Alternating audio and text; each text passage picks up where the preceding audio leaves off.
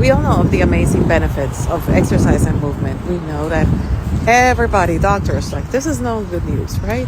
But the biggest thing, and that's what my clients tell me all the time, is I know I need to move more. I just have no time.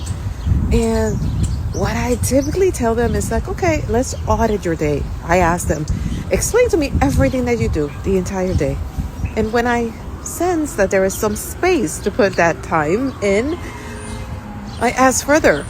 And then all of a sudden, my clients find 30 minutes that maybe are not 30 minutes in one block, but they are 30 minutes that are scattered throughout the day. And I will encourage you to do the same. Look at your day. If you find 5 minutes, and in those 5 minutes, you can do some squats, you can do some push-ups, you can do a plank for even a minute, do that. And when you add it up, it counts.